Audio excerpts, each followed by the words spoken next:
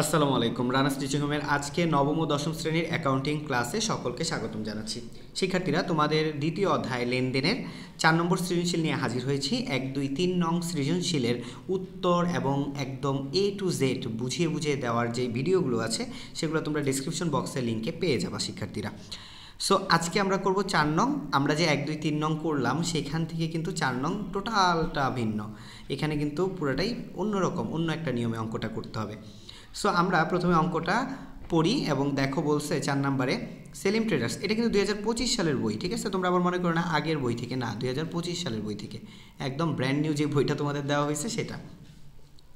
Selim traders ফেব্রুয়ারি 2017 এর জয় ট্রেডার্সের নিকট নিম্নোক্ত পণ্য বিক্রয় করেন।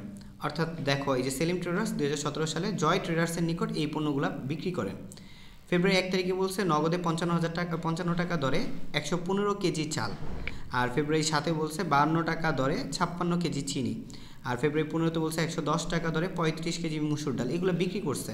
আইটেম বলা আছে, দর বলা আছে, প্রতি কেজির দাম বলা আছে। এবং বলছে যে মোট বিক্রির উপর 10% কারবাই বাট্টা মঞ্জুর করে। এবং এটা বলেও দিছে যে 10% কারবাই বাট্টা মঞ্জুর করে। কত বলছে? সেলিম ট্রেডার্সের মোট বিক্রয়ের পরিমাণ নির্ণয় করো।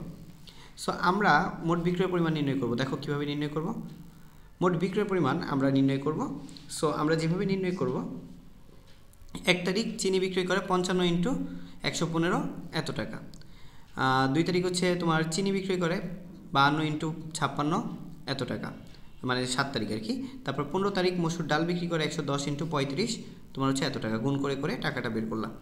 এই যে অ্যামাউন্টটা 13,000, কত? 13,000 তোমার হচ্ছে 87 টাকা। এইটা কিন্তু তুমি, যদি আমি তোমাকে বলি একটু কথা, অনেক স্কুলে আসলে অনেকভাবে করায়, অনেকভাবেই করা যায় ব্যাপারটা। এইটা যোগফলটাও অনেক স্কুলে গ্রহণ করে নেয়, 13,087 টাকা করে এটা ক্লোজ করে দেয়। কারণ মোট বলছে, মোট বললে মানে কি, মোট মানে হচ্ছে যতটুকু আমি বিক্রি করছি ততটুকু।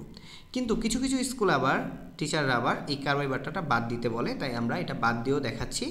তখন তুমি আবার কি করবা, যখন যে স্কুলে বলবে যে না কারবাই বাট্টা বাদ দিতে হবে, যে স্কুলে এইভাবে করাবে, তখন তুমি এই যে টাকাটা পাইছো 13,087, তার উপর 10% কারবাই বাট্টা মাইনাস করবা।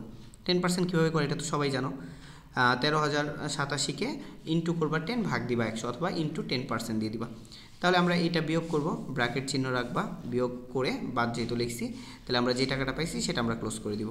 এবং আমি এখানে কেন জিনিসগুলোকে 0.00 দিছি, কারণ এই জায়গায় আমাদের দেখো দশমিক করার পর কী আসছে, 0.70 আসছে, তাই আমরা এভাবে বাদ দিচ্ছি। সো আশা করি ক নাম্বারটা বুঝতে পেরেছো। এবার খ নাম্বারে বলছে ফেব্রুয়ারি 1 তারিখের লেনদেনের ভিত্তিতে ক্যাশ মেমো তৈরি করো। আশা করি তোমরা ক্যাশ মেমো কীভাবে তৈরি করে সেটা জানো। 1 তারিখের এই এন্ট্রিটা দিয়ে নগদে 55 টাকা দরে 115 কেজি চাল। ক্যাশ মেমোর ছকটা তোমাদের মাথায় থাকতে হবে, ঠিক আছে? ক্যাশ মেমোর ছকটা তোমাদের মাথায় থাকা লাগবে। সো ক্যাশ মেমোর ছকটা যদি মাথায় না থাকে তাহলে কিন্তু ঝামেলায় পড়বা, ঠিক আছে? সো আমরা ক্যাশ মেমোর ছকটা করি। তো দেখো ক্যাশ মেমোর যে ছকটা আছে সেটা তোমরা সবাই দেখতে পাচ্ছ স্ক্রিনে। সো তোমরা ক্যাশ মেমোর ছকটা এভাবে করবা সুন্দর করে। তো খ নাম্বার লিখবো সেলিম ট্রেডার্স ক্যাশ মেমো, তারপর এই সাইডে তারিখ দিব, এই সাইডে ভাউচার নং নেই তাই দিব না। ক্রেতার নাম জয় ট্রেডার্স আমরা উপরেই পাইছি। এখানে লিখবো ক্রমিক নং, বিবরণ, দর টাকা, পরিমাণ টাকা, পরিমাণ টাকা। আচ্ছা, এইখানে একটা জিনিস খেয়াল করো, এখানে পরিমাণটা দেখো, পরিমাণটা যতটুকু বলছে ততটুকু, এবং এই পরিমাণ টাকাটা বেরোবে এটা গুণ করলে।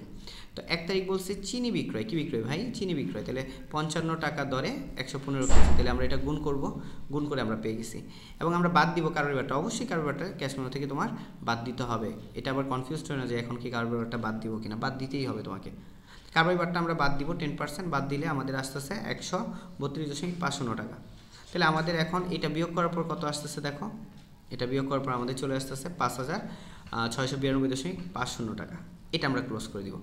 সো আমরা লিখব এইভাবে 5,692 টাকা 50 পয়সা। সো আশা করি তোমরা বুঝতে পারছো, আশা করি তোমরা বুঝতে পেরেছো।